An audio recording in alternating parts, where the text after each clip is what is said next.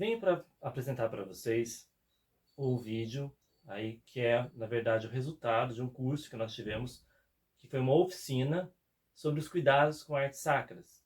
Então, o vídeo que vocês verão a partir deste momento, ele é o curso que nós realizamos. Então, reuni algumas pessoas da comunidade católica para explicar um pouco sobre a história da arte sacra e também os cuidados básicos aí com as imagens religiosas, as imagens das igrejas, como cuidar, como fazer a limpeza, como colocar ela em locais adequados, né, para que não aconteçam acidentes e tudo mais. Então, espero que seja um bom vídeo para todos, que possa ampliar o conhecimento, né, pois a questão das artes sacras, ela faz parte da nossa cultura, não somente a cultura do nosso país, mas a cultura mundial também. Muito obrigado a todos e bom vídeo. Sou professor de Biologia e Ciências, mas também sempre gostei de artes. Então, já trabalhava com cultura, depois comecei a trabalhar com as artes sacras, sempre na igreja também, então fui juntando as coisas aí. E a ideia de trabalhar com arte sacra, né? Quando a gente fala em arte sacra, só para a gente dar uma norteada dentro do tema. Então, quando a gente fala em arte sacra é o quê? É um tipo de expressão artística ligada ao religioso de espiritualidade. Busca representar o divino, né? Então, nós temos a representação começando por Jesus, né? Da nossa católicos. Os santos seriam bíblicos de forma a promover a devoção e a fé. A gente sabe que alguns grupos religiosos, eles não têm imagens, né? Então, eles não têm veneração de imagem, que é no contexto bíblico, né? Na verdade, nós, católicos, não adoramos imagens, sim veneramos, né? Respeitamos como se fosse uma forma. Só que em forma de estátua, ou em forma de quadro, né? Dependendo de cada local, cada pessoa dos ortodoxos, né? Por exemplo, eles não usam imagens em estátua, mas eles usam os ícones, que são quadros.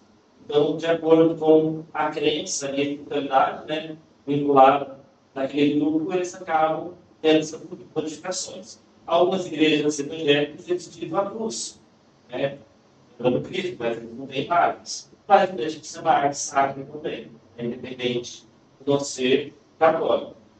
Tem que ser uma imagem para a gente poder ver, né? Então, as pinturas, os afrescos que nós vemos aí em algumas igrejas, na própria Capela Sistina, temos várias imagens, temos uma imagem do Fernando para vocês.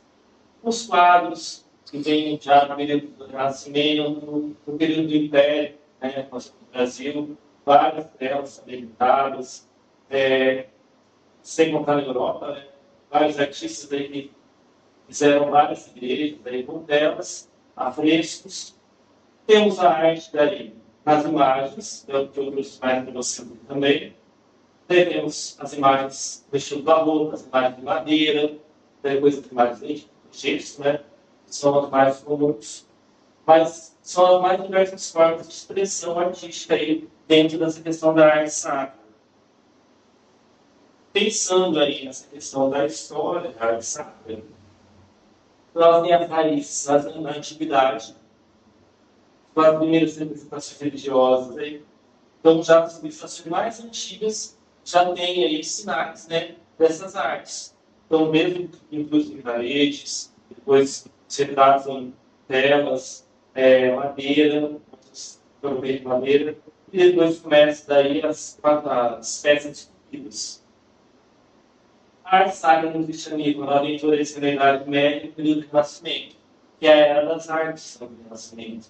Onde a gente vê os artistas aí explodindo com ideias, fazendo um monte de coisa, como Leonardo da Vinci, Michelangelo, entre outros artistas aí. Tem várias obras em igrejas, catedrais, praças também representando. E depois a gente continuar pensando não só na Idade Média, mas hoje na Idade Contemporânea também nós temos aí artistas que fazem vários trabalhos muito bonitos na arte sacra também. Já com uma característica mais moderna, materiais diferentes, mais modernos também. É um pouco diferente daquilo que a gente via no passado. Um exemplo daquilo do cristianismo aí, a arte ela passou por meio de catequese, especialmente aí idade média, quando grande parte da população é analfabeta. A pessoa poderia não saber ler e escrever, mas ela via uma arte, né? Sabe que ela sabia interpretar aquilo ali, uma passagem bíblica, porque ela conseguia fazer aqueles links, né? Pelas imagens, tanto pinturas como as próprias imagens aí discutidas. As pinturas e esculturas serviam então para ensinar as passagens bíblicas. Hoje nós temos vários ilustradores também que fazem esse tipo de trabalho, isso é bem bacana. E eles, até mesmo de algumas igrejas evangélicas, também artistas têm doutrina e fazem pintura de acordo com o evangelho do dia, ele retrata a passagem bíblica em tela. Né? Então, não é uma imagem esculpida, né? Mas é uma pintura que traz a mesma referência. Temos uns afrescos de Michelangelo, na Capela Sistina, que são ícones aí, né?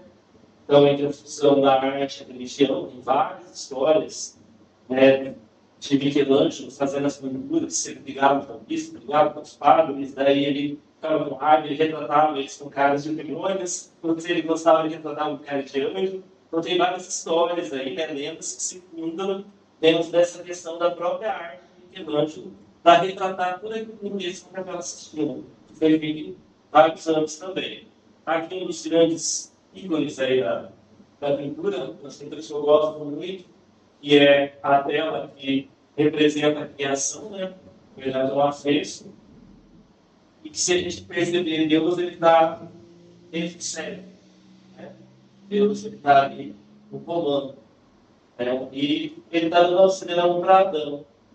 E Adão está ali. Né? Ele tem arbítrio para escolher, né, ficar com Deus ou não.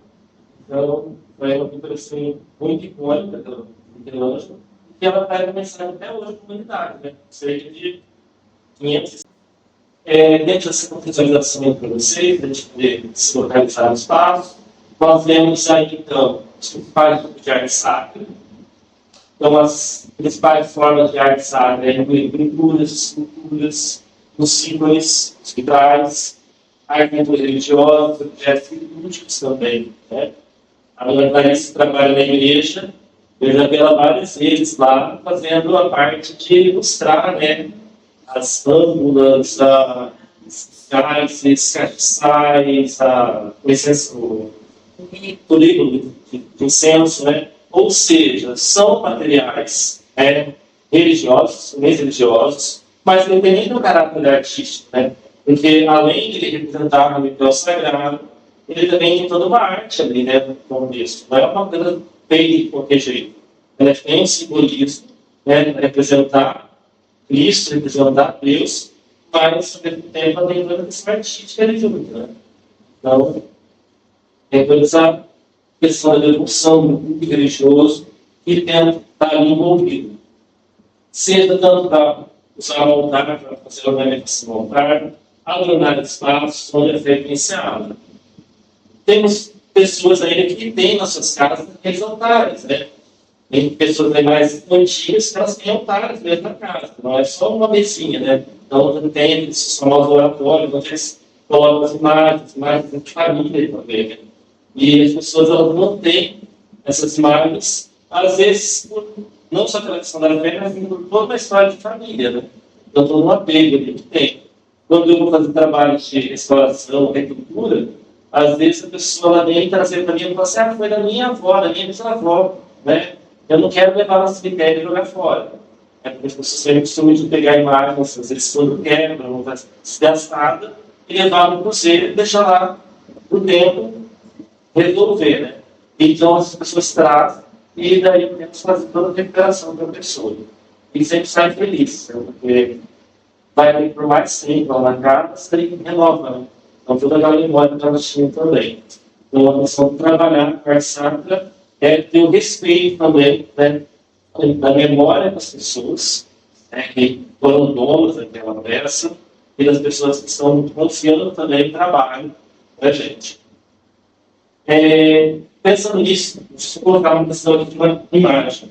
Essa imagem ela sofreu um acidente no dia 12 de outubro, no final do dia 12, tinha uma vela, estava numa capela, uma gruta, na casa de uma família, e a vela, ela queimou no local onde ela estava e pegou fogo na imagem. Então, toda essa parte da imagem, que foi uma imagem de resina, para poder brindar no tempo, né? Toda essa parte dessa imagem aqui, ela foi, na verdade, queimada.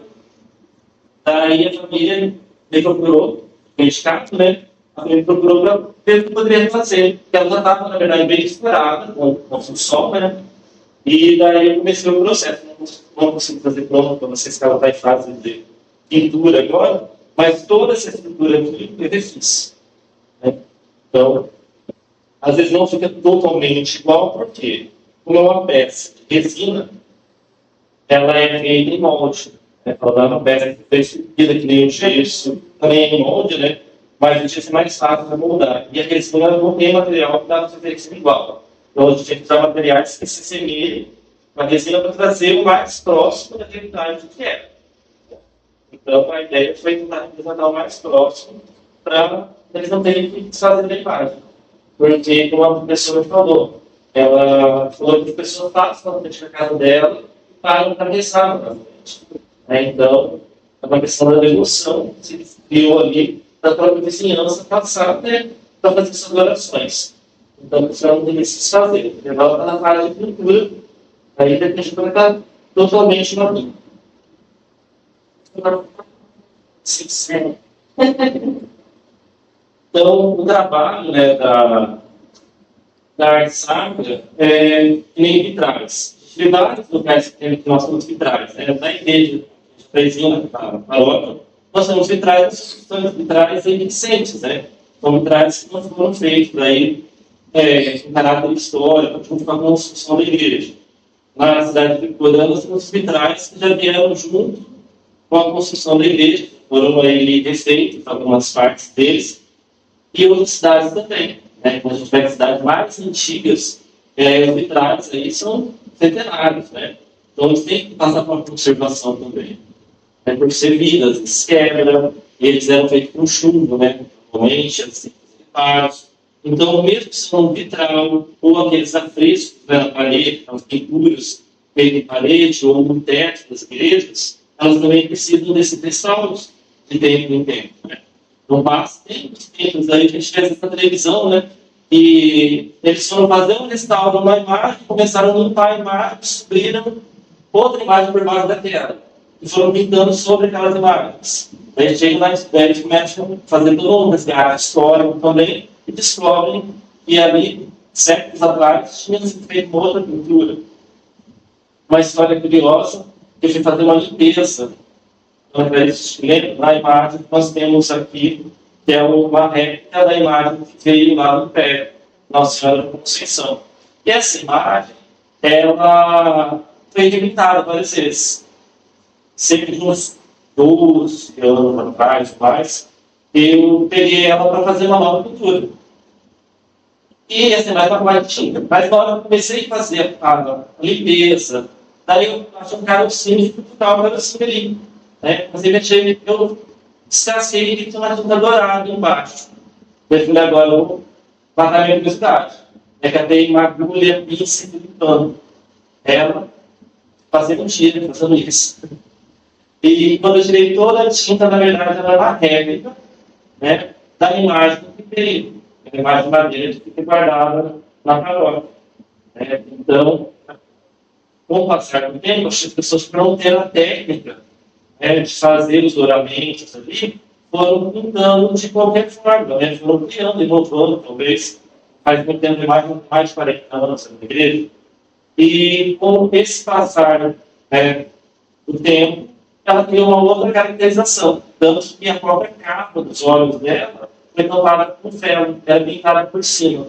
E nesse processo de restauro, eu fui tirando ali do pano, com agulhinhas e tal, ferramentas pequenininhas, que eram bem menores, né, eu fui tirando tudo ali, e tirando aquela velha, apareceu todo o globo ocular da imagem, o olhinho dela, né, não é um olho de vidro, como a peça original que nós temos, mas ela é muito semelhante.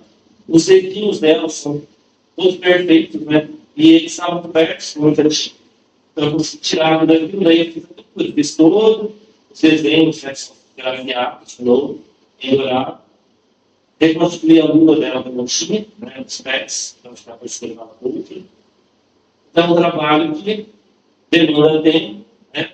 E se a pessoa não tiver um pouco de sensibilidade do que ela está fazendo, ela acaba criando coisas que não existem às vezes na imagem. Então, a gente tem que ter esse olhar, né? Se eu peguei uma peça no original, a não ser que a pessoa fala assim, modifique, né? Eu não posso sair modificando a peça. Seria mudando a arte de alguém que fez, né? Eu tenho que prestar atenção para não ser que for uma criação minha. Então, criar uma peça do zero, ali um gesso branco, eu vou criar. É uma criação minha sem problemas. Mas como eu queria resgatar e tentar deixar mais próximo, né? Para as pessoas que lembravam da outra imagem que foi guardada, a ideia era essa. E, por sinal, ela já era daquele jeito. Então, ela já, como eu disse, ela já me deu uma pista de como fazer. Foi mais fácil do que eu imaginava. Ela já tinha todos os desenhos, só fui redesenhando ela de novo. Né? Então, eu falo que ela ficou mais pequenininha, porque ela estava cheia de tinta. Né? Camada de anos e anos de tinta ali. Eu tinha umas 3 ou 4 camadas de tinta. Por isso. Então, só para a gente pensar, né, nos vitrás. Vitrás aí de São Rafael, São Miguel Arcanjo, Jesus do Bom Pastor, né? Vamos aí também mais de Jesus. Então, essas representações. No Brasil, nós temos diversas representações de arte sacra. Lembrando, então, que pensando lá em Litadinho, né? Que é uma arte sacra muito característica dele. Temos as artes mineiras, outros artistas também. Então, nas várias regiões do país, nós vemos uma diversidade de arte sacra. Essa semana mesmo, pelo jornal, uma igreja, São Espírito Santo, não lembro sabe agora, mas ela é feita em arte de madeira. E ela é de acordo com o mestre pintar naquele local. Então, os anjos têm bigode, tem um olhar diferente, o rosto é mais grandão, né? O rosto mais comprido, mas é uma característica dele naquele local. Então, tem que ser respeitado, porque é arte, né? Ela foi feita, e ela foi feita com muito ali. Na verdade, isso é uma referência cristã daquele local, né? Cresce sai também. Pensando nos tipos aí de imagem sacra, nós temos aí diversos imagens, como eu vejo para vocês, primeiros estágios de santos, fixos, parecem dar, não só retomando o que eu falei com vocês. E as técnicas utilizadas, né? A gente fala, então, em arte sacra, em imagem sacra, nós temos diversos tipos de técnicas. Nós temos materiais aí mais comuns que são utilizados. O gesso, né? Que é este material, então, que é um material que ele é leve, né? Ele tem uma facilidade de se moldar, porém, ele é muito seco também, quebra fácil. Então, vezes qualquer partinha ele basta, porque ele também não tem madureza, né? Como se fosse uma peça de madeira, por exemplo. Então, ele tem uma resistência com algumas peças. Mas, ele, depois de cuidado, ele faz a apresentação, né? Com qualquer outra imagem também. Tem questão de valor, se torna mais econômico, né? Uma imagem de gesso, do que uma imagem talhada em madeira, por exemplo. Ou ela fez em barco, né? Ela toda entalhada no barco, uma peça única também. Mas o gesso aí é uma das mais populares. Depois eu vou falar um pouquinho mais sobre o gesso com vocês e vou dar alguns detalhes aí sobre a questão do gesso. Aí nós temos imagens de madeira, que são resistentes, tradicionalmente usadas. As imagens de madeira, tem imagens de madeira que nós vemos que elas são pintadas diretamente na madeira, mas temos as técnicas, como aquela imagem que nós temos aqui no Chapeuzinho, Nossa Senhora da Conceição, e outras imagens barulhos aí pelo mundo, que elas são feitas um trabalho de carnação que nós falamos, carnação do gesso. Elas, além de ser de madeira, elas são revestidas com uma camada de gesso. E depois elas são pintadas. Então, toda a porosidade na madeira é substituída pelo gesso. E depois vem camadas ali outras bases para poder receber as folhas de ouro, e depois das folhas de ouro, eu tenho esquecido de fazer para vocês verem, as folhas de ouro, elas são colocadas, depois é pintada sobre a imagem, e depois feito o trabalho de retirada da tinta para fazer os florões, aqueles desenhos. Que é uma série mais antiga isso aí. Sim, eu tenho material comprado para tentar fazer a técnica um pouquinho mais simplificada, mas dar o mesmo resultado. Mas basicamente tem que fazer técnica. A técnica é uma tinta feita de ovo. Não faz tinta com a gema do ovo. É uma tinta que você prepara de utilizar. Não é uma tinta que você faz e guarda por meses ou anos. Né? É uma tinta orgânica mesmo. Ela tem um tratamento diferente e ela é mais sensível. Ela só vai criar uma película depois que ela recebeu o verniz. Mas é o ideal para trabalhar com folha de ouro. É uma tinta que você consegue retirar facilidade, né, no superfície. As imagens de mármore, nós temos aí algumas obras que são feitas com mármore, por exemplo, Pietà, né, do Michelangelo, e depois outras estátuas que o Michelangelo fez com o Davi, né, entre outras, são feitas no mármore. E temos artistas aí que fazem peças tanto sacras como artísticas no mármore, e a gente fica assim, olhando impressionado, porque eles conseguem dar uma transparência no tecido no mármore, né? É uma peça muito interessante de transparência. Então, todo um detalhe, trabalho. Então, é uma peça que consideravelmente muito mais cara do que o trabalho, mais minucioso e pela durabilidade também. Então, são imagens mais refinadas aí. O bronze também é um material durável, né? Utilizado em esculturas e estátuas também. Então, o pessoal usa muito fazer estátuas para brincar em praças, né? Pela durabilidade. Hoje nós temos imagens sacras feitas em cimento para poder aguentar o sol, né? Por mais que elas tenham também uma durabilidade, como as intempéries, chuva, calor, o cimento de lápis, mais rachaduras, né? E sem contar que só na coloração mesmo da tinta, com a radiação solar, elas vão com o tempo perdendo aquela tonalidade. Mas é uma imagem que tem uma durabilidade aí, em relação a um gesso, por exemplo, no tempo, muito maior. Então a gente cabe para essas áreas estéticas. Temos aqui como exemplo essa imagem, eu não consigo tirar ela da galinha, mas ela é daquele local do seminário. Essa imagem ela foi colocada em cima do portão de entrada. É o Sagrado Coração de Maria e ela é de resina.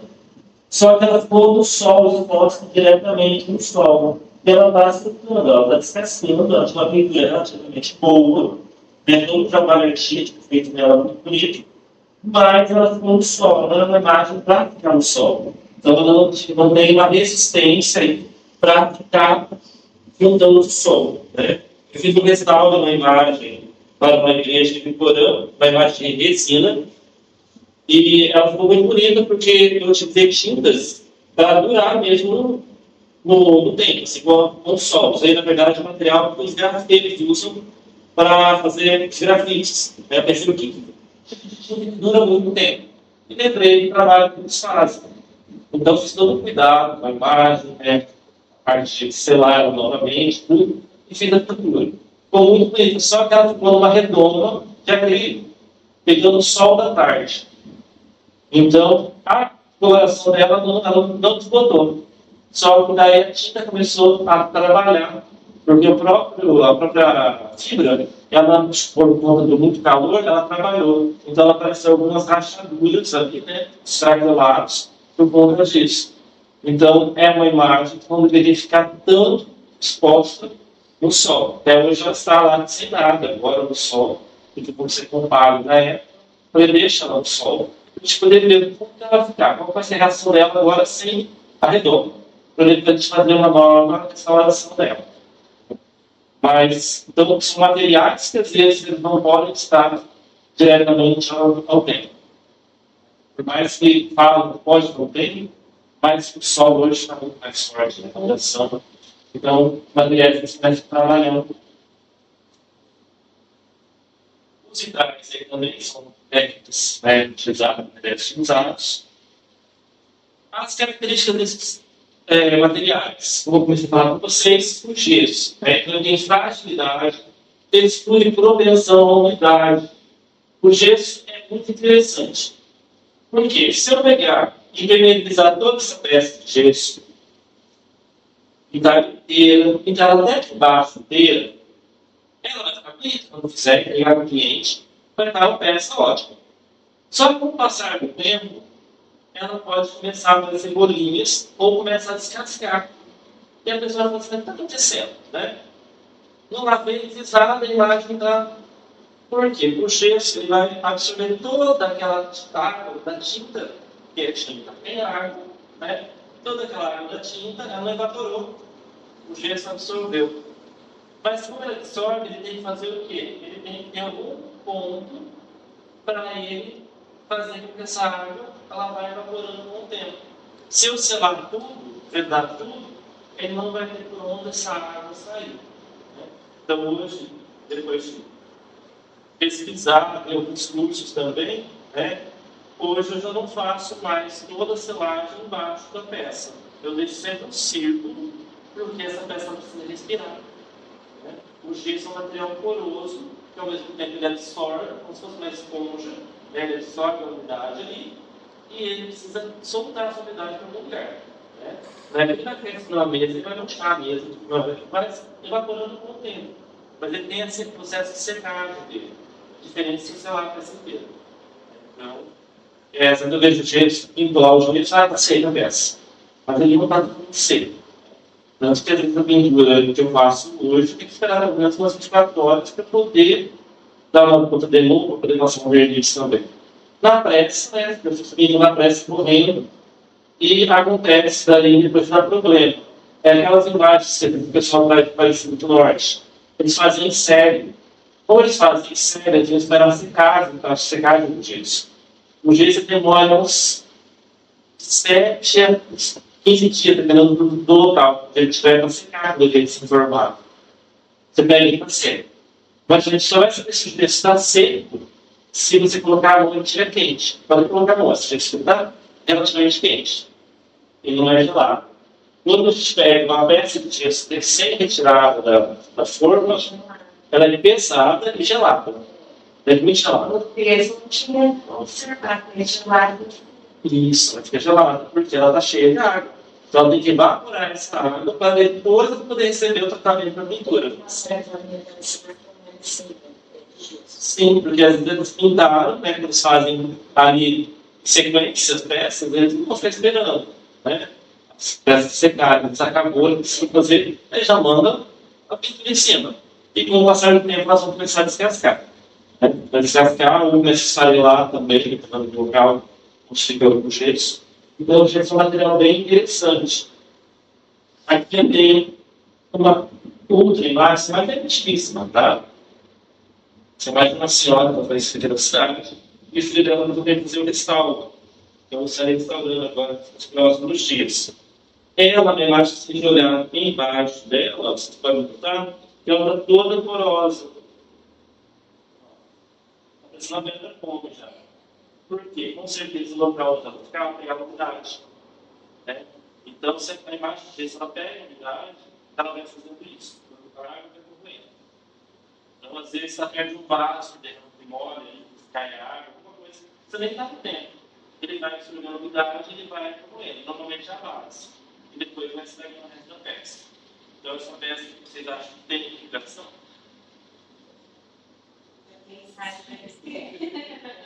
Ela vai dar um trabalhinho, né? Porque ela vai ser remoldada toda, né? O Jesus mesmo. Com certeza, ela passou por processos ao longo da vida, né? De limpeza, mas essa limpeza de uma forma que não era a forma correta. Né? As pessoas esfregam, passam produtos abrasivos, que eu vou explicar também para vocês, esses cuidados.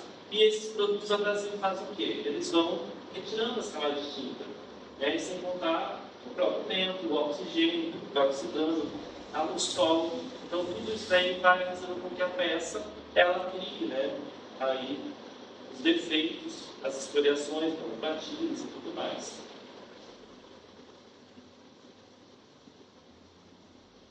Essa aí também é uma peça em gesso. E ela é um material diferente. Parece uma cerâmica. Da cerâmica, porque ela é uma belezinha, se você pegar. Super leve. E ela já não tem tanto desgaste. É da mesma pessoa. Ela não tem tanto desgaste, na verdade, como aquela. O desgaste dela não tem mesmo. Então a gente vê que ela foi perdendo a cor, o local ela ficava. Com certeza pegava bastante sol, né? Período de luz, aí, excesso de luz. E ela foi, ao longo do tempo, né, com as limpezas, foi perdendo a cor, foi descolorando.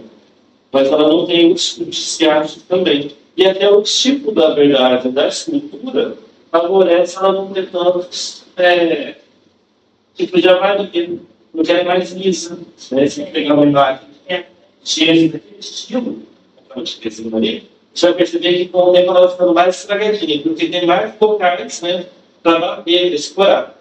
E aqui não, e ela é mais lisa. A letra para você serve.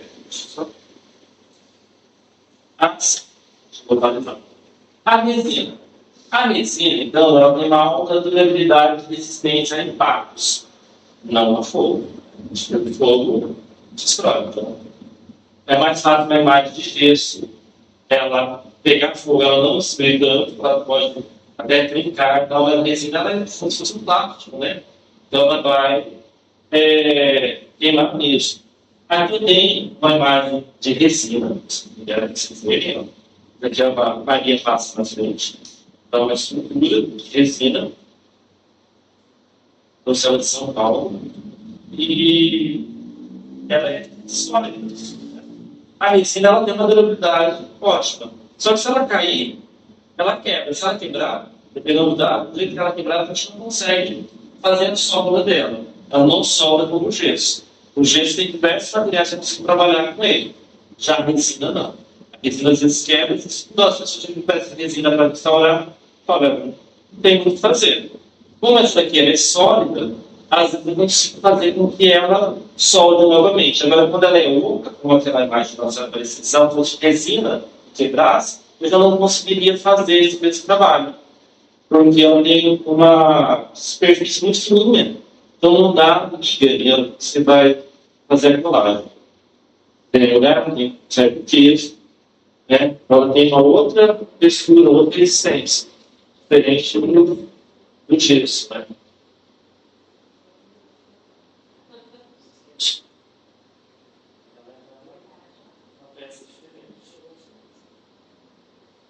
O acabamento dela não vai ser está pronta ainda, mas para fazer a lixação e tudo, né? Ela tem alguns detalhes, vai lixando, mas aqui eu consigo pintar com tinta óleo, mesmo tinta tinta aquário. Então já é um outro acabamento que perdão a peça. Hoje pronto, fica toda perfeito também. O acabamento da resina é interessante. Você consegue trabalhar diversas pinturas assim como o gesso também, mas tem a questão da durabilidade.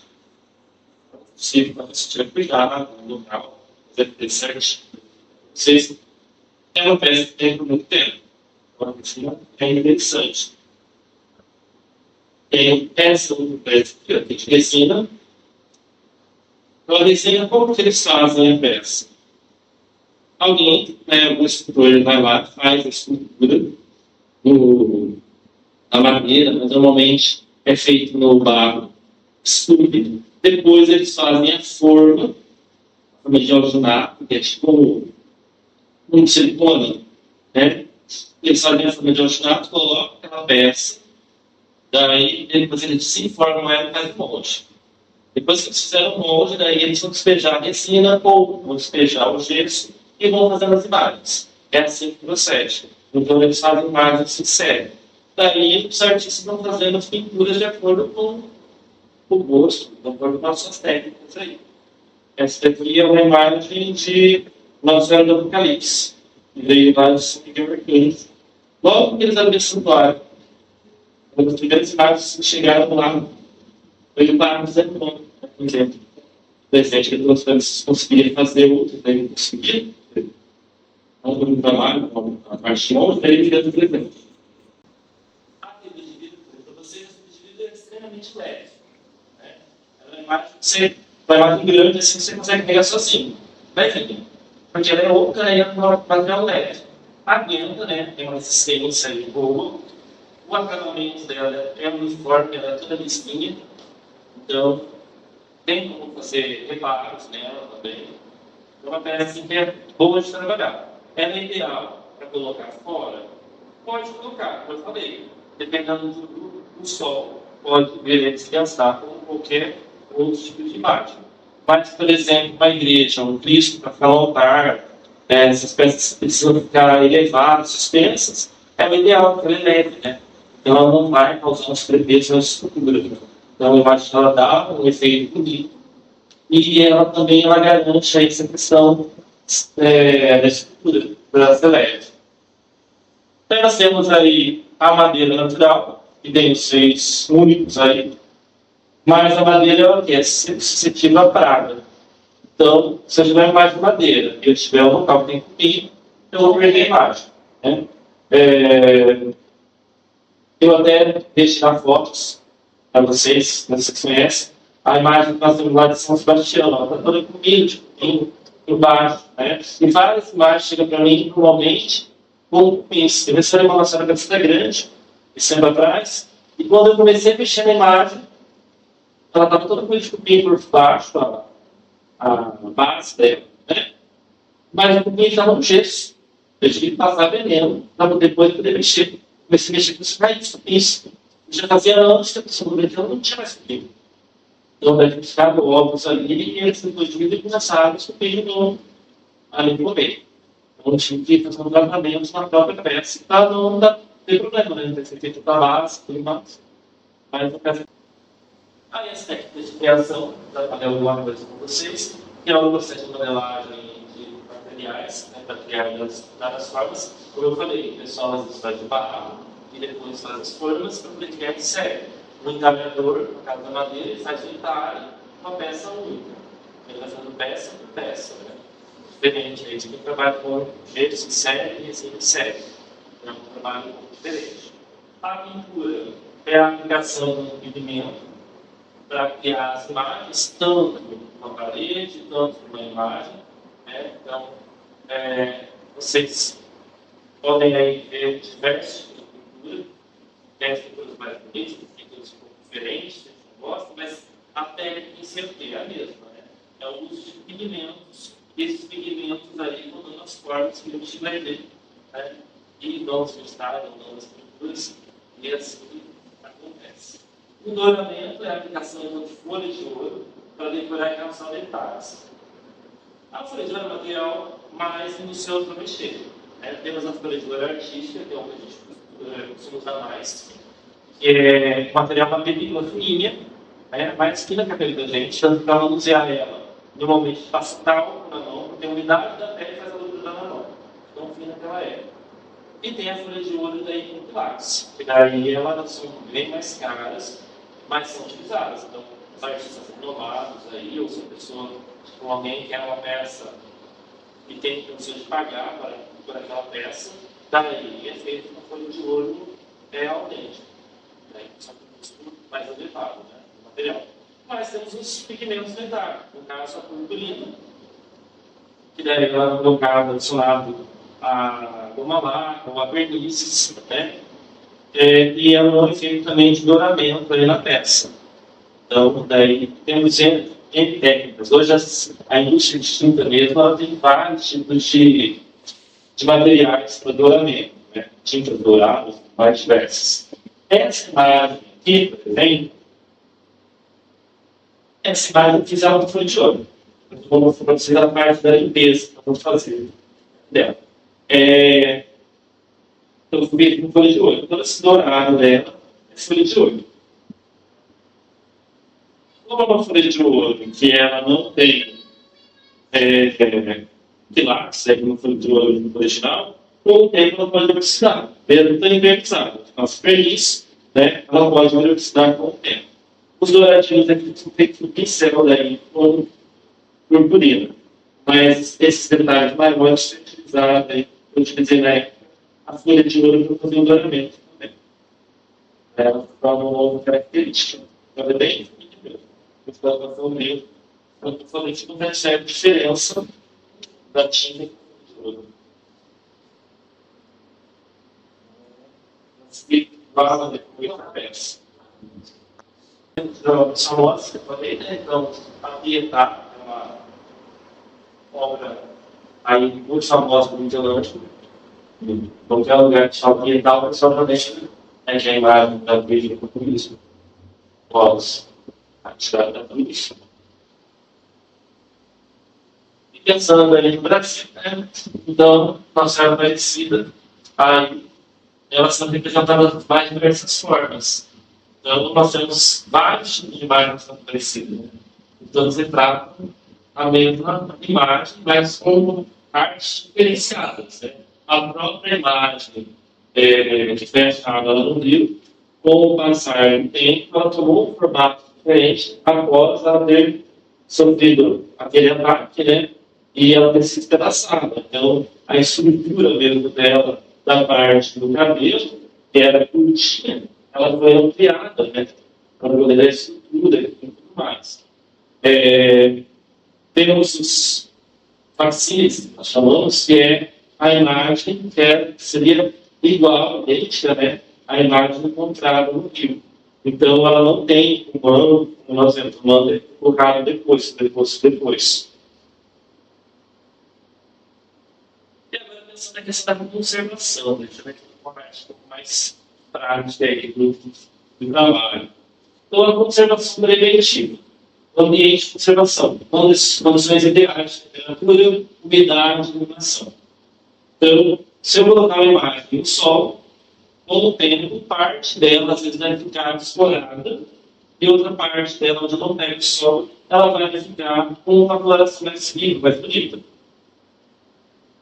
A umidade, como eu falei, se for gesso, com o tempo ela vai começar a aparecer aí algumas variações, algumas avarias, né, por conta dessa umidade também.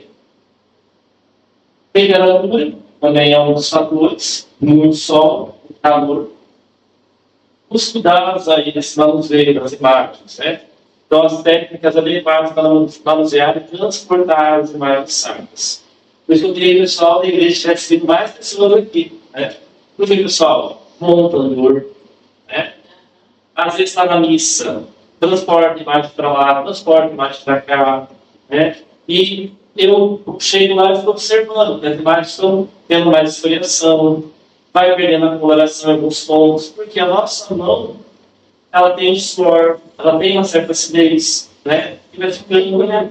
A temperatura vai, na verdade, com o tempo, a própria gordura, né? Vai ficando ali, com o tempo, a imagem ela vai perdendo aquelas características dela. E um exemplo aí que eu tenho também, a dona Clarice está aqui, ela já observou, é o crucifixo que tem na entrada da igreja, a Nossa Senhora das Dores. A mãozinha dela lá, né, posta. A mão dela, eu fiz a observação que eram perfeitas, mas se observar as mãos dela, está toda desfurando a tinta. Ela está certa, toda íntegra a imagem, mas as mãos, por quê? As pessoas chegam e passam a mão. E um detalhe, com a pandemia, né? Na época da pandemia, muito álcool, as pessoas passavam o álcool na mão e colocavam a mão em cima da imagem. E com isso, daí, o verniz, a tinta ali, foram tendo reações químicas e perdeu ali a coloração. Aí vai passar por um processo de restauro, aquilo que eu estou na mão, né? Tentar repintar ali, por o mesmo tom de pele, e as tintas não batem, né? Tem que tentar chegar um mais próximo para recompor a mão. O Cristo, ele está um pouquinho desgastado no pé, que é onde o pessoal lança mais. Então, essa questão do álcool, do que você tem na mão, creme e tudo mais, ele vai desgastando a pintura também. A limpeza e manutenção, né? Aí que ele entra também. O transporte. Quando vai transportar as imagens, né? O ideal, se eu for levar no local, o outro ali mesmo, tudo bem. Tomar cuidado, beleza. Mas se eu for transportar ela de uma capela para outra, como essa imagem ela não tira? Não posso ficar. Tem cuidado. Para jogando couro. Baixo couro. Isso, ela seria colocada num papel, num plástico bolha, né? E um tecido, um papelão, para depois deixar ela bem embalada. E para fazer o transporte. Porque às vezes ela está no carro, o celular que dá pula no carro, né? Ela pode abrir lá, tomar material seco, pode brincar. Às vezes vai tirar do carro, dá uma batida ali na beirada da porta do carro. Então, são várias coisas que podem acontecer, né? Com uma peça dessa. E acaba estragando. Tem uma imagem que está comigo, a Nossa Senhora das Graças, você tem que salvar ela. Ela vive com a mão quebrada, né? Porque a mão dela já sofreu alguns acidentes. Eu lembro que as pessoas se transportavam lá da capela, da matriz para a capela, de bicicleta, né? Colocaram na bicicleta e falando. Né? Então, esse tipo de transporte não é adequado. Imagina bicicleta, consolador.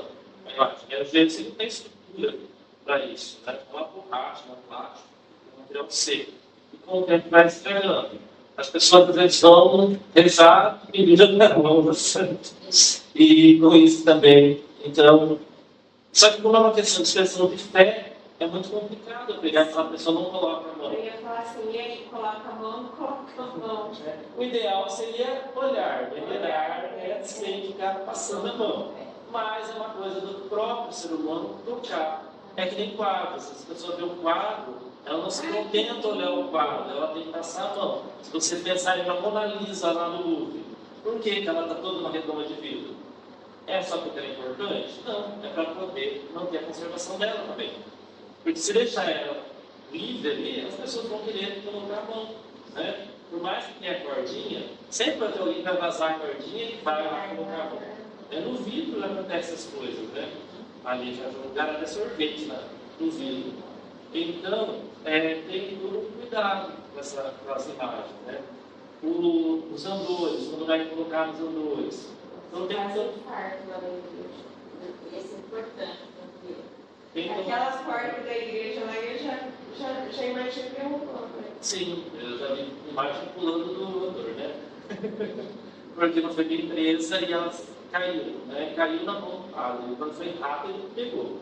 Né? Então, acontece. Já vi vídeos na internet do Cristo, né? A pessoa saindo dentro da própria, do presbitério, eles descendo e se perdendo na escada e a imagem caiu. Então, é um cuidado que tem que ter. Por quê? É uma obra que às vezes não é uma obra que foi comprada numa fábrica ali na esquina, né? É uma obra que às vezes foi feita por um artista, tem todo um trabalho que foi feito ali em cima daquela obra. Então tem que ter todo um cuidado também. Depois eu vou mostrar para vocês umas imagens dos trabalhos que eu fiz, né? E foi de restauro aí, e vou contar a história para vocês. A questão da limpeza, da manutenção. Aí os métodos seguros aí, né? Da limpeza da manutenção. Como que eu limpo a imagem? Vou lá, pego a água, jogo água na imagem, tudo certo. Né? Ou não limpo para não estragar. Tem as duas coisas, né? A gente deve acontecer as duas coisas. Às vezes a pessoa não coloca a mão porque eu não vou querer estragar. Mas também não limpa, né? Você chega lá e a imagem está cheia de sujeira, mosquito, pedranha, poeira e vai estragando, né? Também, de qualquer forma, vai oxidando as partes ali. Então tem que ter um cuidado. Não posso também lá com uma bucha e encher de água e deixar a parte, né? Porque eu posso fazer não dá nada hoje, mas com o passar do tempo fazendo a mesma coisa, como eu falei, o gesso vai absorvendo, a tinta vai sofrendo aí alguns processos de deterioração e com isso vai estragar. Essa imagem ela vai ter que ser recuperada muito mais rápido do que seria se ela tivesse um cuidado melhor, um tratamento melhor. Eu sempre indico para vocês isso. Pincel. Fala pincel é ótimo. Não só limpar a imagem, mas também limpar tudo em casa. Pincel para limpar cantinho das coisas, para limpar controle remoto, para limpar teclado de computador. Pincel. Ele não agride, ele limpa, ele tira a sujeirinha lá que às vezes a gente não consegue. Que aquele palito de dente que a gente vai lá em tudo por dentro para tirar do cantinho, né? O pincel não vai agredir. Ele vai limpar só. né? São macios, isso aqui vai subir, vai ser mais macios, ó.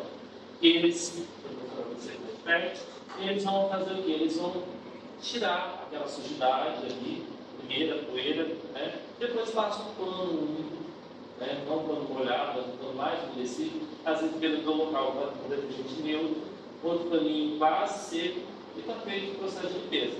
Agora, se eu pegar a imagem e falar que é um pano molhado, aonde está aquele monte de poeira, vai virar uma laminha ali naqueles cantos, né? E no final das contas vai limpar.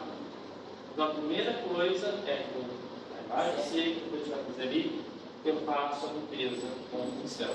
Daí eu consigo ter um sucesso aí na minha limpeza sem estragar, né? Se tiver uma pergunta, a gente vai parando aí, conversando também.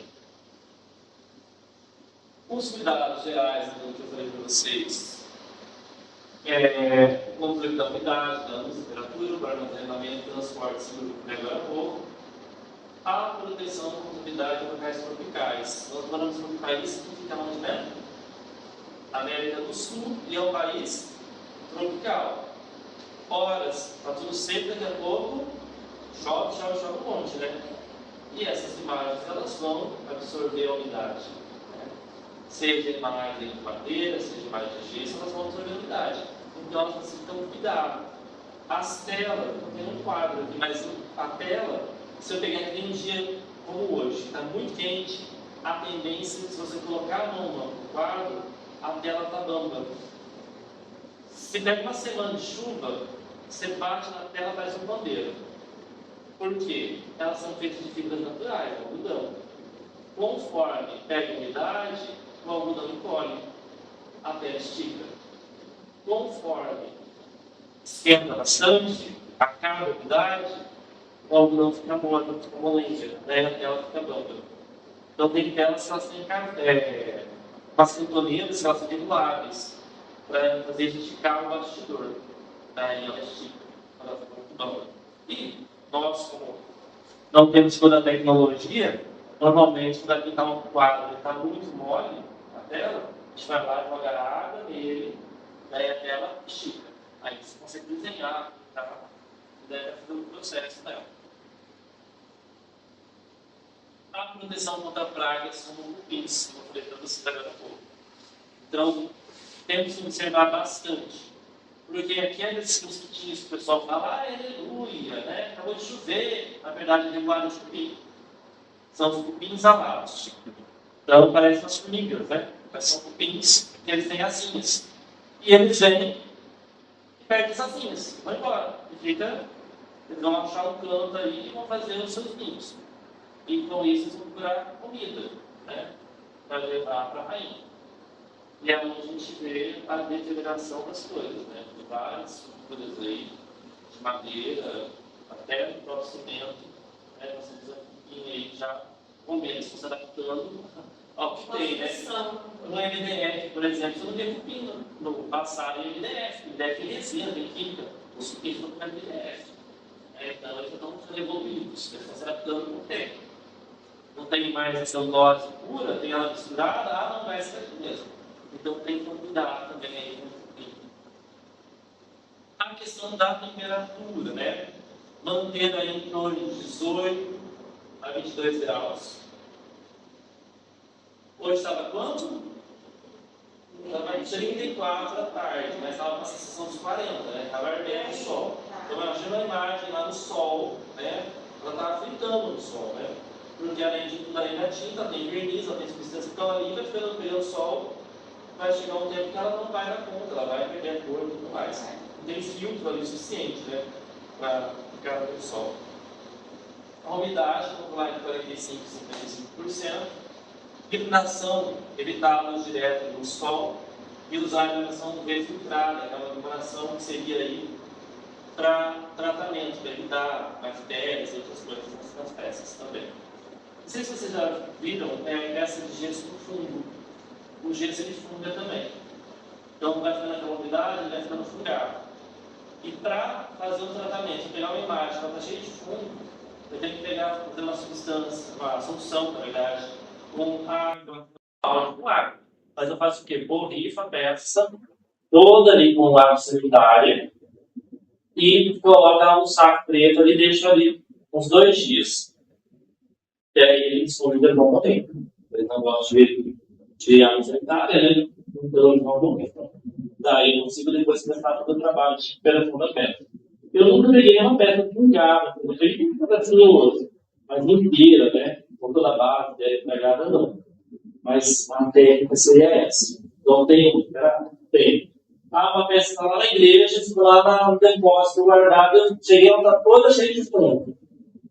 Aí vai ter que passar, vai passar um pano, não tem como, vai ter que passar um paninho no água sanitária ali, né? E se ela circular ali, daí vai ter que passar um processo de pintura. Mas tem que tirar o fundo para ele não deteriorando, porque o fundo ele é compositor. Então ele vai decompor uma estrutura. E daí vai sair uma peça também. Para a gente não ficar só no factório, eu trouxe aqui para vocês, então, algumas peças para vocês verem. Essa peça aqui é da minha casa. Por mais que ela fique no local, que é um nicho, né? Mas a hora de limpar o nicho, sempre alguém faz o quê? Dá uma esfregadinha, né? Sempre acaba. Então ela acaba. Você vai tirar do local para limpar, né? Normalmente mais apertado, na altura, ela vai com o tempo estragando. E essa peça, por dentro, ela estava lá. E eu falei, vou deixar ela ficar aqui, precisa de uma peça bem substituída. Então, ó, você observar, né? Ela está toda cheia de poeira. Como que eu limpar uma peça dessa com cloro? A arte dela, quem fez ela mesmo, ela é todinha trabalhada. Você não precisa passar pano e forçar com o produto meu aqui. Eu vou começar a quebrar todos, né, os detalhes da peça. É uma peça que não dá para limpar ela com o pano. Eu vou precisar então de um instrumento chamado pincel, que é o mais ideal. Eu vou fazer essa limpeza. Esse pincel, você observar, ele tem essa latinha. O ideal, nesse caso, para que a gente possa fazer isso sem estragar a peça, eu demorei também para raciocinar, para pensar nisso, né? É fazer o quê? A gente primeiro estraga e a gente pensa, né? Isso, gente. Uma fita crepe. Olha, isolou. Ele vai pegar na peça. Sim, eu não vou estragar a peça, né? Porque essa partezinha da latinha, ó, ela é meio bombuda. Então, onde ela passar, ela vai escolar a peça. Com a fita crepe, não. Né? E não só para a peça de dedos, mas se vai fazer uma outra peça em casa, bola, alguma coisa, ele vai arranhar. Fazendo isso, não arranha.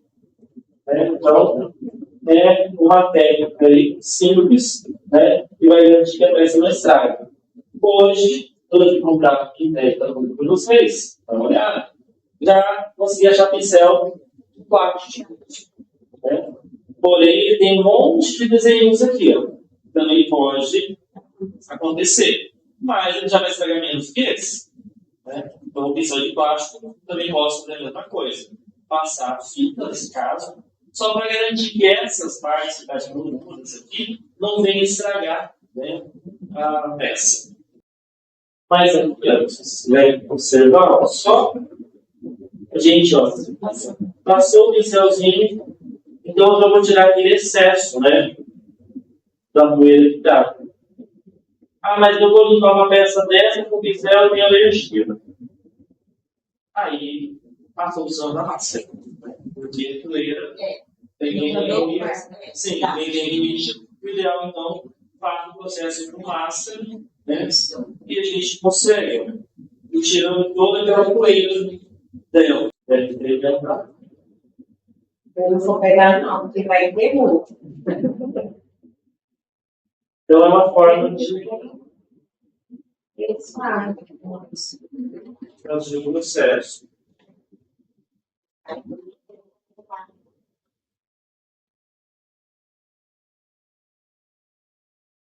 Esse vai ser um processo mais simples. Sim, é muito Isso. ele vai seguindo e vão conseguir chegar mais.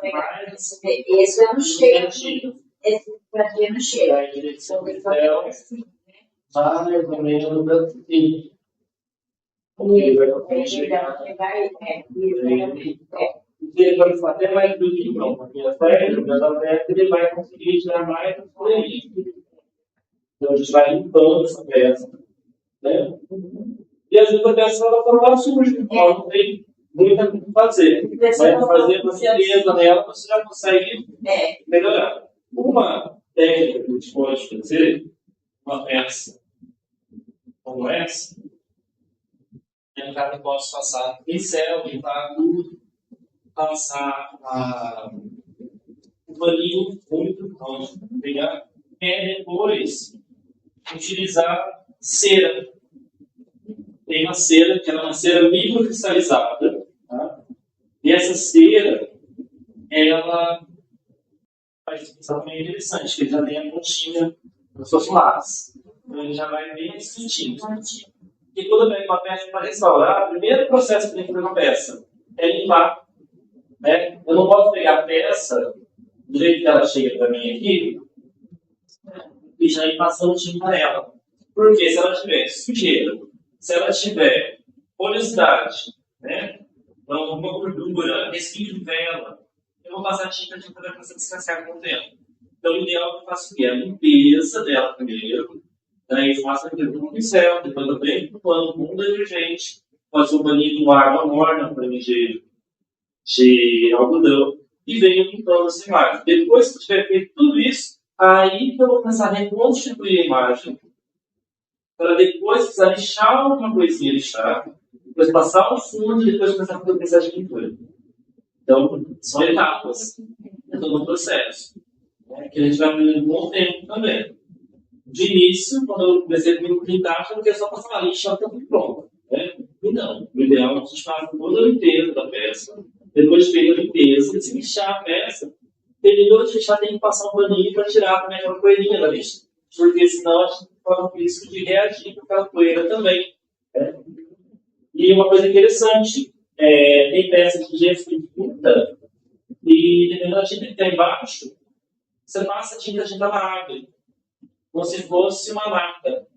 Igual isso acontece com móveis. Você passa um óleo de peroba no móvel e depois vai restaurar o móvel. Passa o verniz e coalha. Então ele faz como se fossem bolhas abertas. Né? Então ele coalha tudo. Então tem que tomar um certo cuidado. Essa cera, a gente usa para fazer acabamento. Não tem peças que eu não estou usando mais verniz hoje. Eu uso a cera. Tem ela transparente e essa daqui é com cor, que assim escuro, que ela dá aquele aspecto de envelhecido da peça, mas bem sutil, bem leve. Não fica aquela coisa carregada, pesada na peça. Essa daqui ela tem envelhecimento, eu vou fazer com cera, não tem nenhuma com cera aqui. Mas a peça com a cera ela dá um outro tipo de aspecto na peça. É bem interessante. E rende muito, uma cera dessa.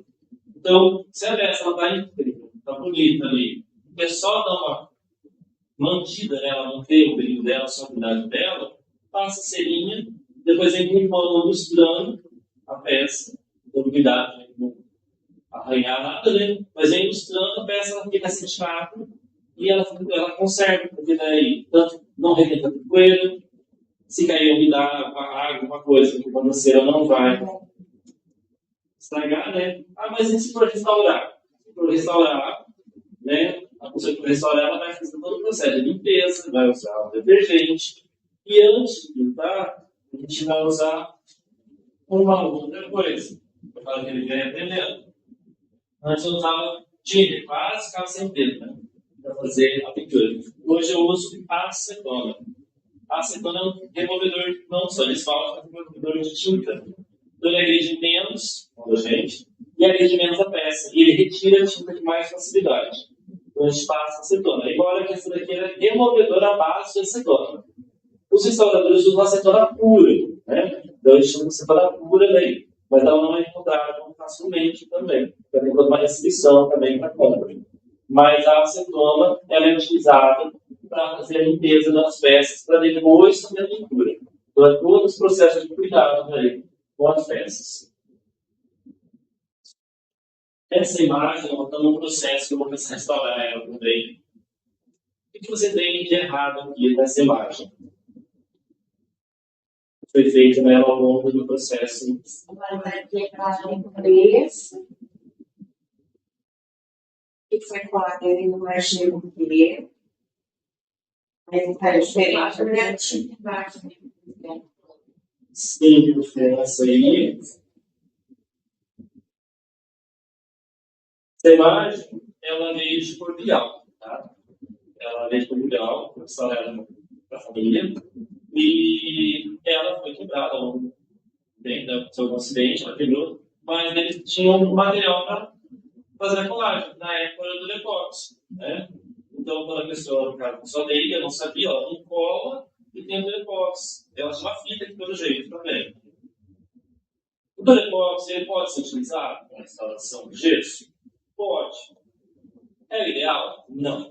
O ideal seria usar gesso com gesso, ou temos massas para isso também. Então, eu esqueci de trazer.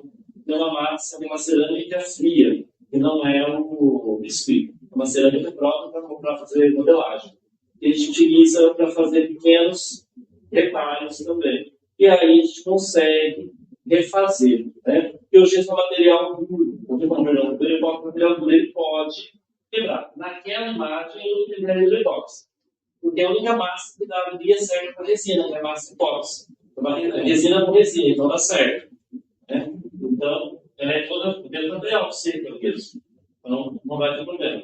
O gesso ele é um material mais poroso e diferente, né? De outra textura.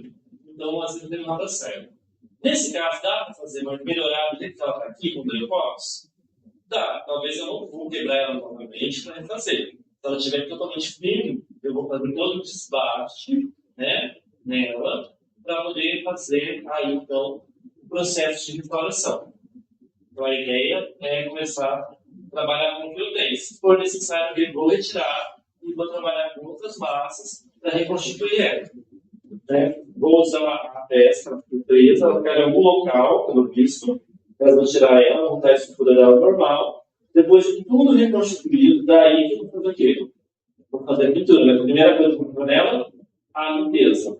Então, eu vou tirar tudo que tiver de sujidade, de gordura, né? Vou passar a acetona depois no final, para poder ver o que sobra da pintura original.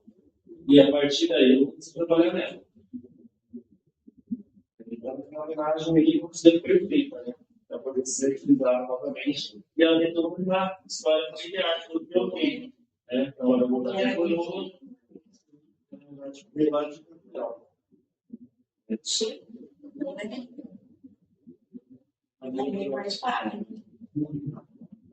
Então, temos imagens, essas imagens, por exemplo.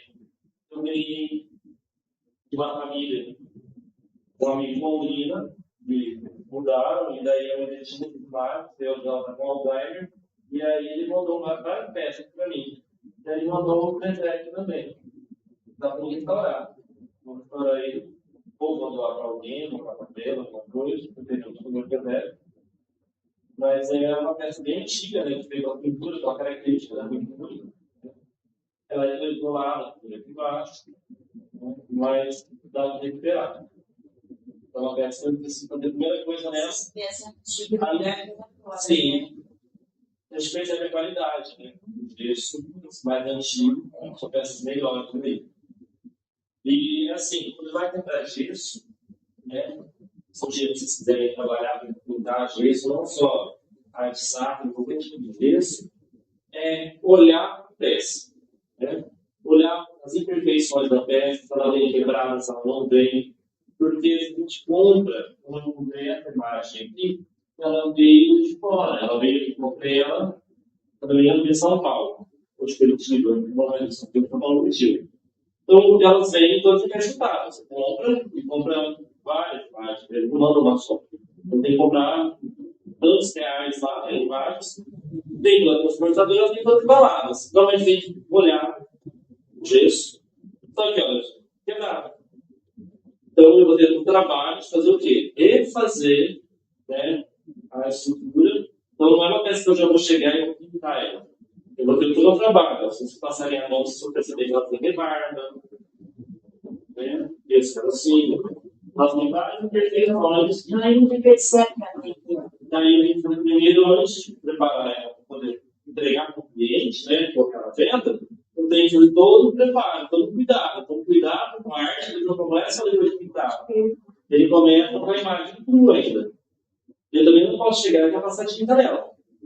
Né? Primeiro eu vou lixar, vou fazer toda a parte de tratamento. Depois eu vou impermeabilizar essa imagem. Então, tem vários tipos de impermeabilização. O mais comum, mais conhecido, a gente impermeabiliza com goma láctea. Goma láctea indiana, a famosa asa de barata.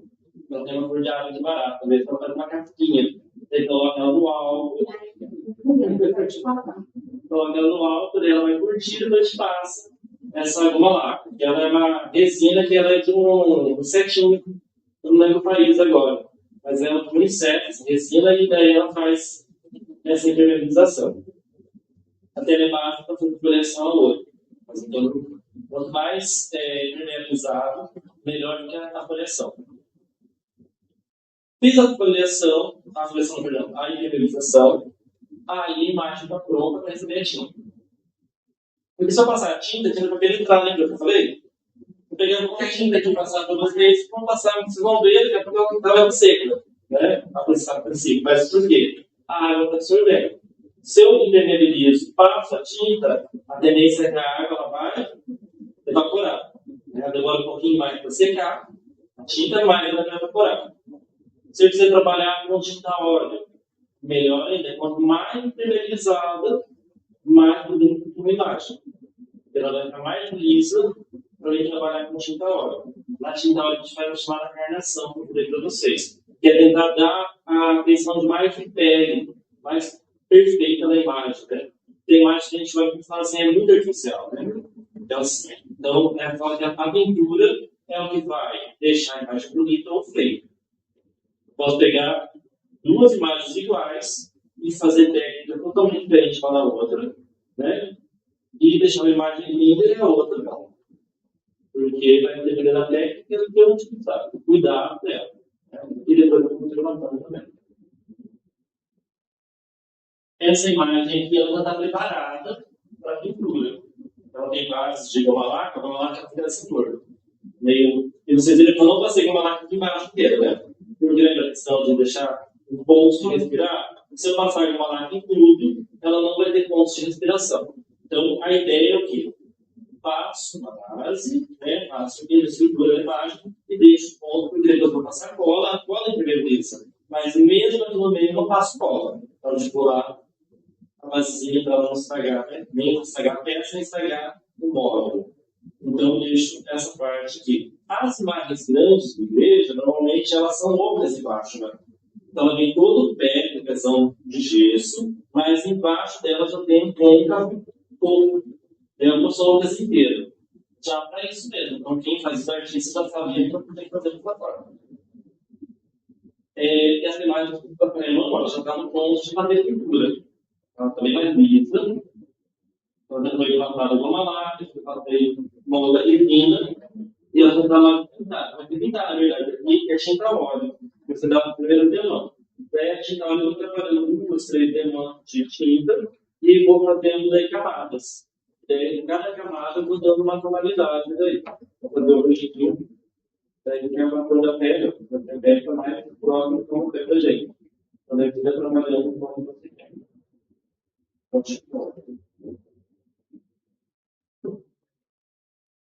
Aqui já seria uma outra técnica. Também,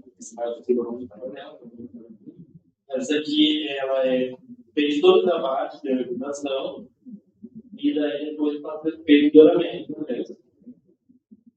Ela foi feita douramento e foi feito com um betume encerado.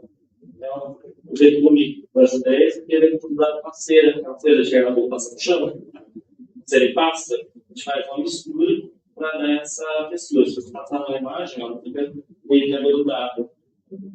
Ela tem encerado. Isso, para o betume e gasolina. Então, é uma técnica que faz para fazer uma mistura que faz para poder passar na peça. E aí, essa tipo de mistura ajuda a conservar a peça Ajuda também a não ficar tanto retentando poeira. Né? É uma técnica. Uma atividade. Aqui, então, só para vocês conhecerem um pouco do trabalho e me apontarem o que vocês estão vendo de defeito naquela imagem. Pegar a imagem dela para cuidar dela. Então, observa ali o defeito, né? Embaixo da mão dela. A mãozinha dela quebrou. Aí foram consertar. Né? E no consertar a mão, encher ela de massa do Durepox. Muito Durepox. Por quê? A intenção da pessoa é que a massa segurasse. Com certeza, quem foi fazer a peça, foi fazer uma remenda ali na hora do acidente, feito com ela em pé. Né? Aí, se colocar pouca massa, a gravidade vai pensar, vai cair. Então, foi enchendo de massa. Ela deitada, ela faria um outro efeito. Um fiozinho de massa, né, conseguiria resolver o problema dela ali. Mas quando uma peça quebra, né, coloca uma imagem, limpando, e, nossa, bati, quebrou o narizinho da imagem. O que eu faço agora? Né? Se ela na igreja, nossa, toma um padre, vai ficar doido comigo, né? Aí vem alguém que cuida daqueles coisas e eu vou ficar bravo. O que eu faço na hora? Se não tem uma pessoa que faça esse áudio, não tem condições, guarde aquele pedacinho, entendeu? Bem guardadinho. E no momento que conseguir, não tiver alguém que faça, tem lugar que eu queria que eu na tela, porque, né? Ainda mais para falar assim. Quando acontece acidente na hora, não tem cola de madeira. Tá? É melhor. Essa, como eu disse, vamos fazer propaganda, mas a Gascoignez é a melhor cola que tem para trabalho antigo. Outras colas, elas não têm a mesma qualidade como essa Gascoignez. Tá? É uma cola que ela tem uma durabilidade, uma flexibilidade que é diferente das outras. E a extra adesiva. Então é uma cola que você pode passar no gesso e depois de algumas horas ele está ali firminho. Não vai estragar. E a cola passou, depois você passa um paninho ali, fica quase imperceptível o defeito. Aí depois, com o tempo, alguém vem e faz o trabalho da restauração, né, da repintura, ali, que é só repintar, uma massinha ali em volta, só para tirar aquelas palhinhas que ficou e faz a repintura. Mas o que o pessoal faz normalmente? Quebrou a Super Bonder. Cola rápida.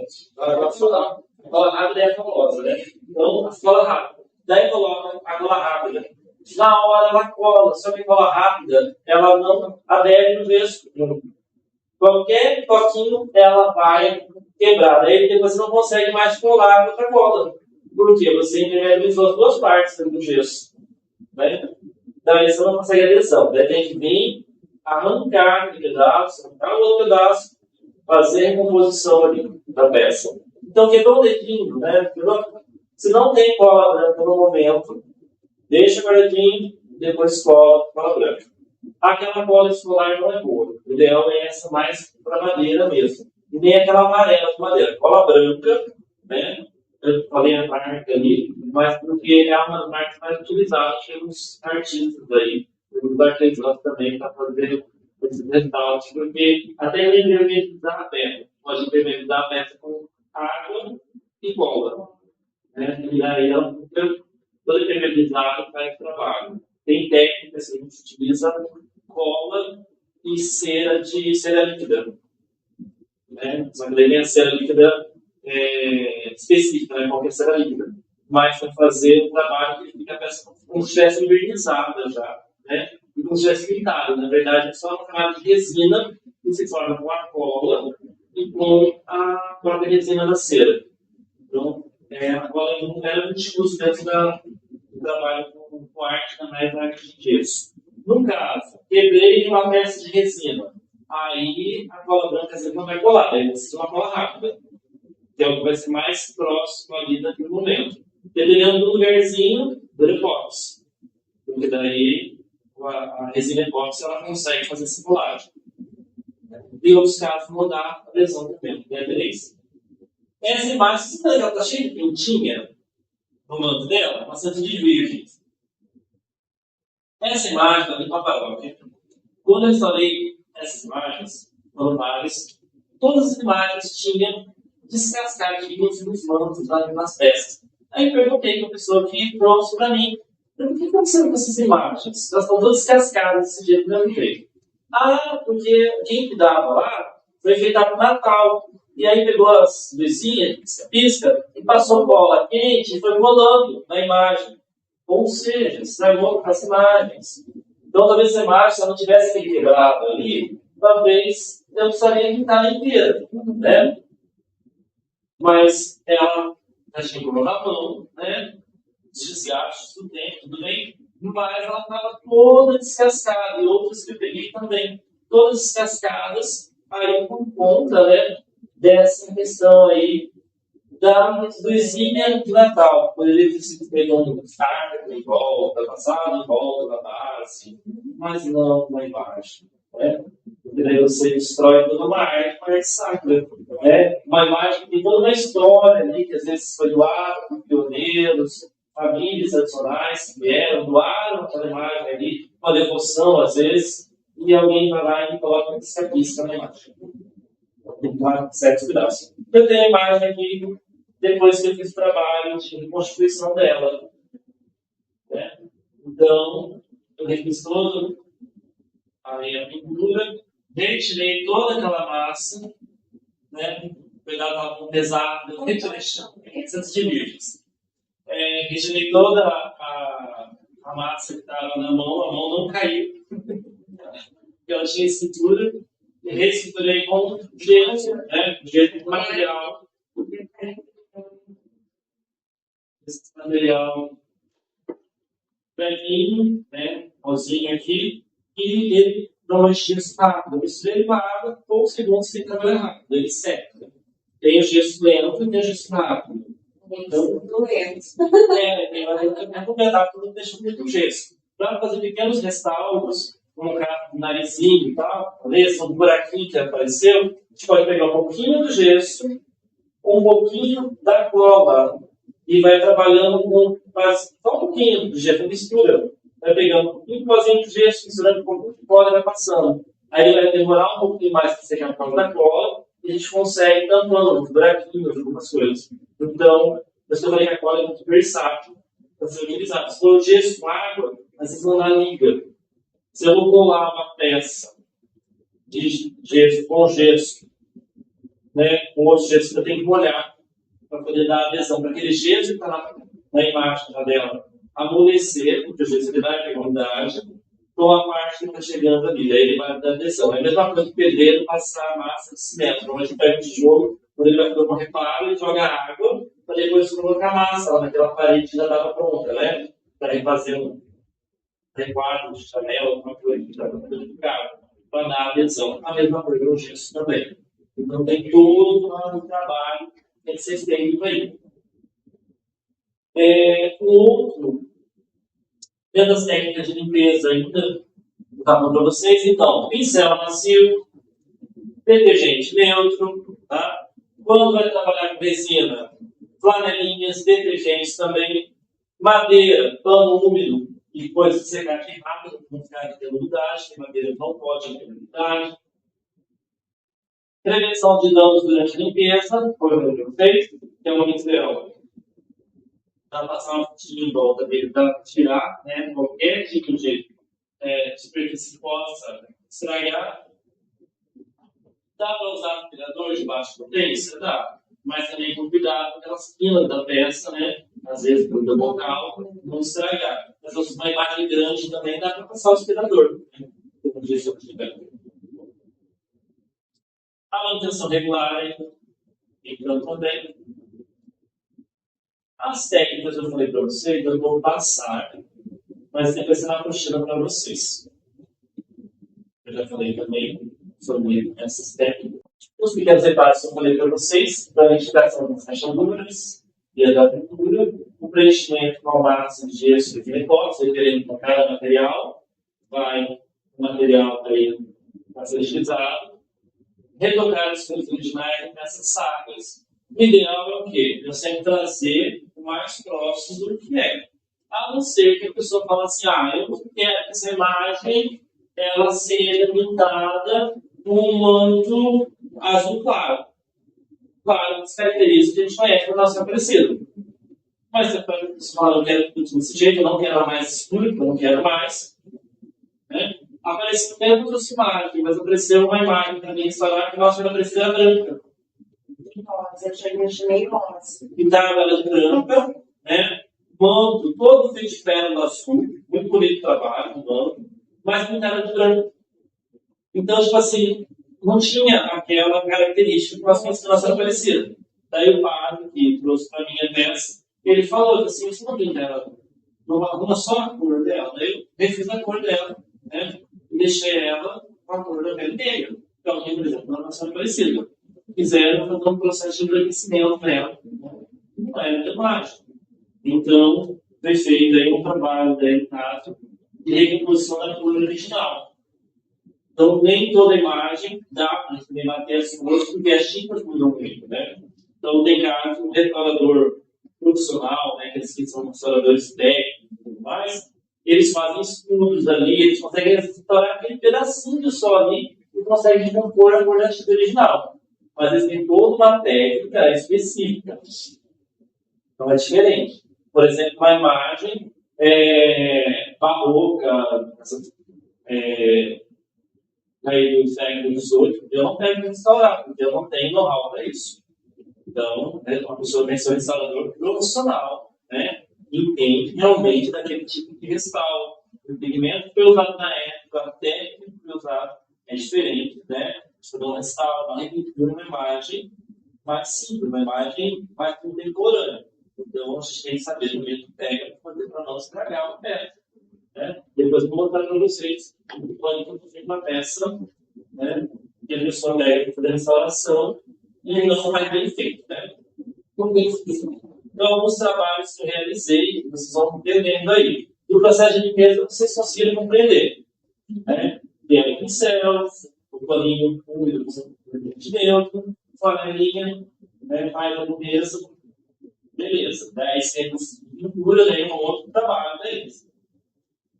Essa imagem, ela veio de São Cecílio do Pavão, tá? Em 2018, 2017, tinha instalado várias imagens, 16, 17, eu instalei várias imagens para eles. E uma pessoa entrou lá na igreja e quebrou várias imagens. E eles trouxeram para mim as nossas ilustrações. Essa coloração, toda que está aqui, já é um trabalho que eu tinha feito. Então, eu tinha acabado de pegar ela, depois de uns meses. Aí eles trouxeram a imagem para mim. Fazer a recomposição dela de novo. Tentar se dava para fazer alguma coisa. Eu trabalho de alguns meses e aí eu tenho já a imagem aparecendo em pé, né? Juntando os cacos ali, foi voltando ela, para vocês observarem o lance daqui, né? Os cacos, ela não dá a estrutura do corpo dela, a gente unir caco por caco para dar a estrutura dela novamente. Por quê? Eles poderiam pegar esse monte de cacto no lixo? Poderia. Mas essa imagem ela tem toda a lei da questão sacra, mas toda uma história também. Né? E ela vem desde o início ali da construção da igreja, da construção daquela paróquia. Então tem toda uma história. Né? Então é esse cuidado com a arte sacra que a gente fala, de preservar a história também, preservar tudo isso. Daí já estava no processo de pintura. Da época, eu acabei utilizando o telepop, que era muito extenso, né? Algumas coisas lá no telepop, mas não é ideal. Daí eu tenho ela ali sendo reconstruída. Se você perceberem, eu fiz uma técnica aí de maneira por parte da roupa dela. Eu tirei esse tipo de linho, que seja mais fibroso, né? E por quê? Ela tinha ficado toda cheio de muitos trincados, e com a pintura, por ser o gesso, com o tempo ele começar a aparecer as rachaduras ali, mas ele é seco, né? Aí, de uma decupagem com tecido, depois eu apliquei massa, toda a peça, aí fui lixando novamente, para chegar como se fosse o próprio gesso de novo, né? E ficar pronto daí para poder fazer a pintura. E aqui eu tenho ela pronta, finalizada, como ela ficou aí. Depois do trabalho de reconstrução. Né? A reconstrução da reconstruir era aquela imagem toda quebrada. Feita toda novamente. E na mesma paróquia, né, nós temos o Cristo e a pessoa deu marretadas na cabeça do Cristo. E por seu advogado, né, aí eu fiz a reconstituição dele na época. Toda vez, a gente já estava no processo de pintura. Então, a primeira escreveu de tinta, ela tem que você trabalhar com tinta a óleo sobre a tinta acrílica. É uma técnica que eu faço e ele fica trabalhando para tentar dar esse processo. Você pode observar que aparece até a profundidade, né? Eu fico trabalhando aí com uma técnica que eu tenho há muito tempo, porque só estudar. Então, eu não tive cursos para pintura. E gesso, comecei a aprender sozinho e desenvolvendo algumas técnicas. Hoje eu estou procurando aí outros artistas para aprender algo mais. Então, aqui tem a imagem pronta, reconstruída, né? Para a igreja.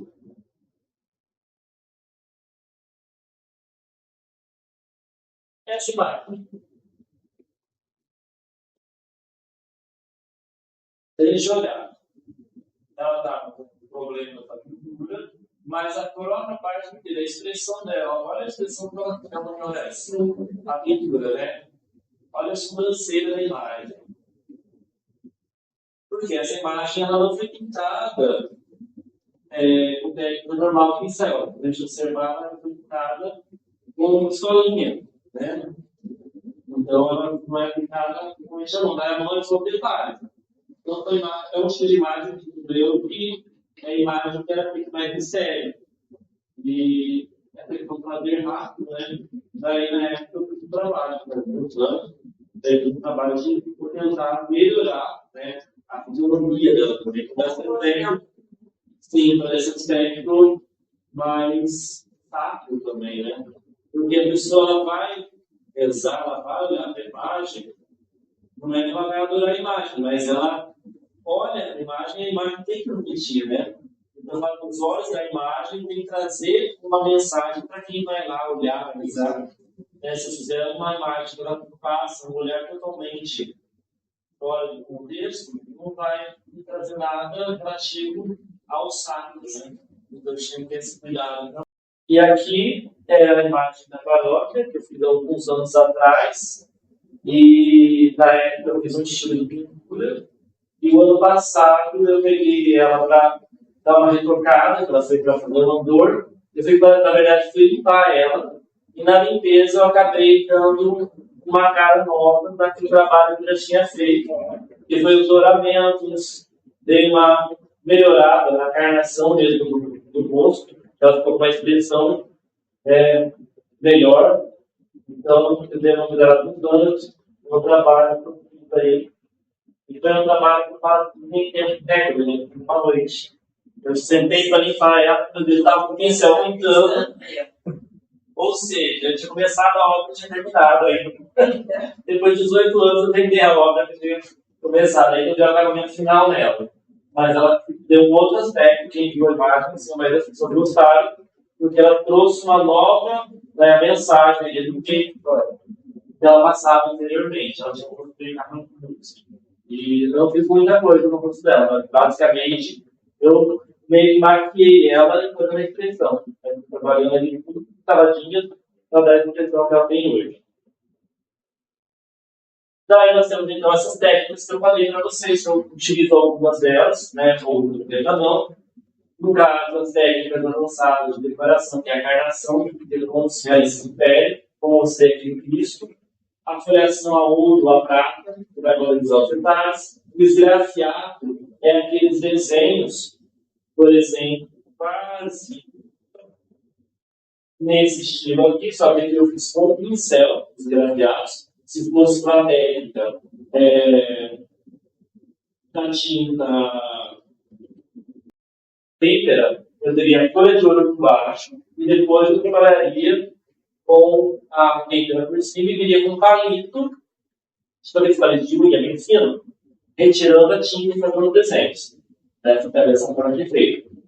Aí eu subi um pincel zero, desenhando E com uma tinta que uma criação que eu aprendi que eu um verniz com a pintura. Daí estão dentro da idade que eu muito. Ele não apaga com o tempo, ele fica com muitos anos. Diferente de misturar a purpurina com uma marca, que ela é escurecida, né? Nesse caso, não. Aqui tem um exemplo de como seria uma carnação, ó. Como seria o rosto, a pintar, se ele expressa um olho normal nele da boca, fica do jeito, né? Olha a expressão que fica dentro da carnação. Aqui é uma imagem veio na internet, achei interessante para vocês perceberem, né? Antes e depois, ali o zerafiado,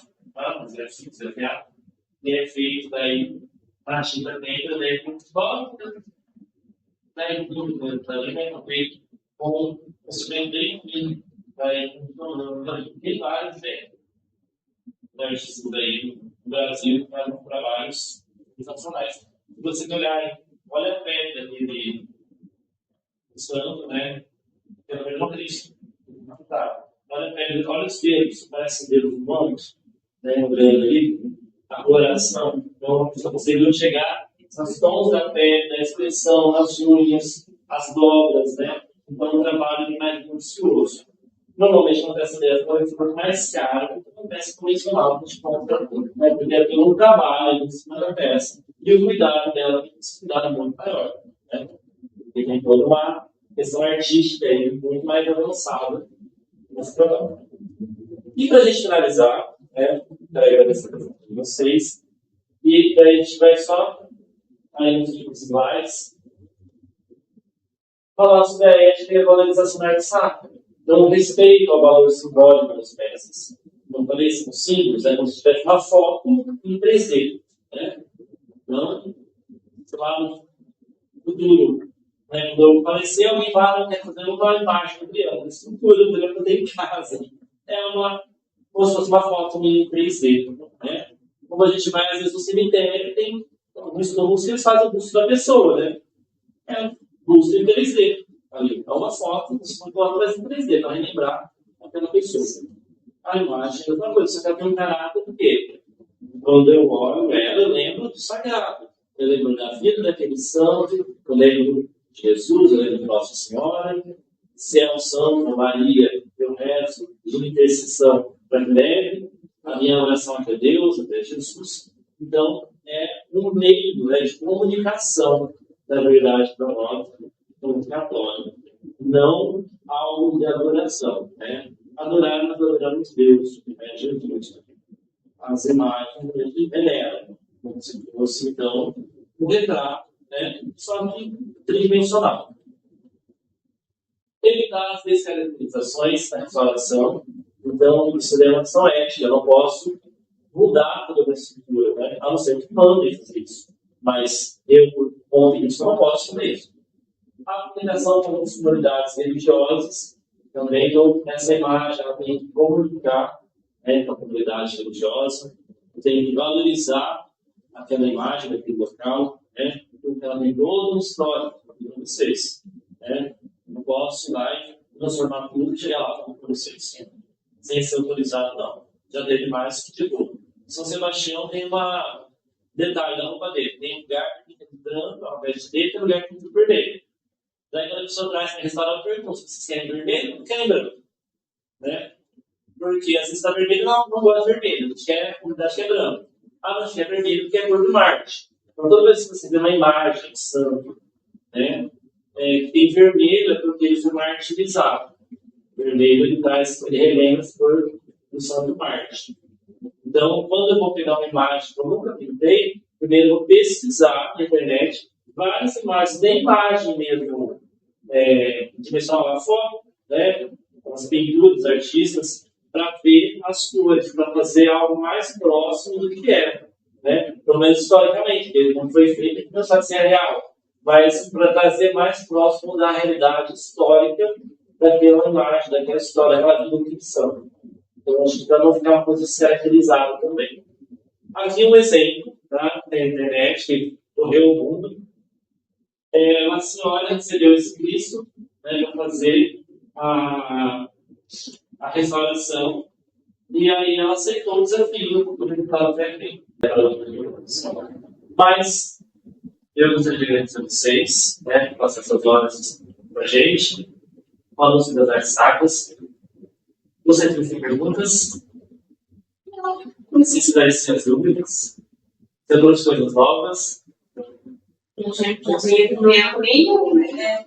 Deixa a empresa toda, que pode, que não pode, sim. Sabe? Obrigado, né? É que daí quando começou a chegar, ele começa a olhar. Começa a olhar. Será que tem gordura? Será Aí que eu vou para a igreja e fico olhando, Verdade. olhando qualquer tipo de escoriação, qualquer coisa, eu fico olhando. Não era assim, né? Porque eu não conheço algumas disso, então a gente acaba percebendo. Mas é isso. Se quiser fazer uma pergunta, eu agradeço muito. Presença. Inclusive, seu trabalho, Deus te abençoe muito. É. Vamos aí. Vai como Não, mas aí, futuramente vai começar a ensinar as pessoas também, né? Alguns professores aprenderem também as técnicas aí. precisa mesmo mais